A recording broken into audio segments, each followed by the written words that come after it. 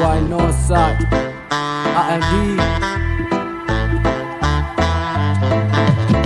စာပေတွေသာသနာပြန်ပွားသောမြေရှေးပြေနိုတည်ရှိသောမြေ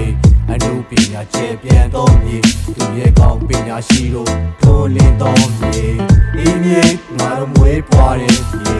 အနုပညာစာတီတွေသမိုင်းရာဆွေတွေနဲ့တည်ရှိခဲ့သောအရင်မျိုးဆက်တို့ခြေချခဲ့သောမြေဆွေမစီတို့ကနှုံသားကိုလာသိမ့်ပိုက်တဲ့ဆရာတင်ရဲ့သေဝဒဆရာငိမ့်ရဲ့လူကြုံလူကောင်းသိမ့်ကြိုက်တဲ့လေယူတွေတိုက်ခတ်နေတဲ့တကူရောက်တိုင်းသိမ့်လိုက်တဲ့မတ်တောင်ရိတ်ကိုကြားတိုင်းစိတ်ထဲသိမ့်ခိုက်တဲ့ခံစားချက်ချို့မန်လေးသားတိုင်းခံစားတတ်လို့ပြေပန်းကတ်ချိုးနဲ့တာရောက်ရင်ထွက်ချိုးတာအလုံးရဲ့ဝင်ကမျိုးမှာ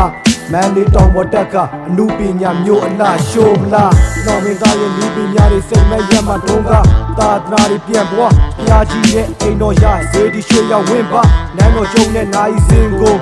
ပတ်ကရှိုးသွားအေးရောက်ဒီရဲ့ဥပိ္ပလင်းဝင်ချိန်ရဲ့အလားတောင်မျိုးကလက်မှုပညာရက်တို့ဘဝစမှုကစမှုပညာရက်တို့ကတောက်ကတင်ရစေတဲ့မန်လေးမျိုးရဲ့အလားကို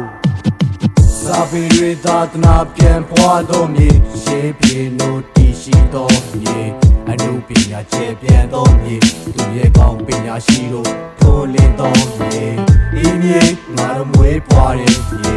အနုပညာစာတီတွေသမိုင်းရာဆွေတွေနဲ့တည်ရှိခဲ့သောအရင်မျိုးဆက်တို့ခြေချခဲ့သောမြေသုံးတန်းက40တိကခေါ်တယ်26လမ်းမှာပြောတယ်ဦးကိုနိုင်က22လမ်းမှာတင်ပေါ်တယ်19လမ်းကနေမြောက်ပြင်ထိသချင်းတွေအော်မယ်ဆိုင်ကယ်တွေစီးတောင်းမယ်စားမယ်ငါတို့ပြောမယ်ဒါလူငယ်ဘွားပဲတက်မှာတခါပဲရတယ်ငါအတန်ဘသူနာတယ်ကြားမလဲလမ်းဆုံးကမန်းတုံအောင်ဟစ်လိုက်တာချုပ်တန်းဆရာပေတော်တတိရမယ်လာကုသိုလ်တော်နဲ့ရွှေချောင်းကြီးကိုသွားမယ်ဆရာမှုတွေများတယ်ကျွန်တော်နဲ့ချွေချင်းနဲ့မန်းလေးသူတွေလာတယ်ခုတော်ရွှေတဲ့ရှားတယ်ရန်လေးတွေ့မြင်ရမယ်အဲ့ဒါမိန်ထဲမှာပေါင်တုံနဲ့ပြုံးမတွေများတယ်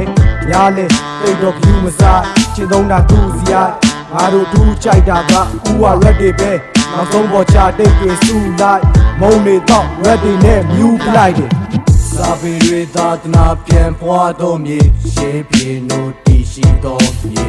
အနုပညာကျယ်ပြန့်သောမြေသူရဲ့ကောင်းပညာရှိတို့ထိုးလင်းသောမြေဤမြေငါတို့မွေးဖွားတဲ့မြေ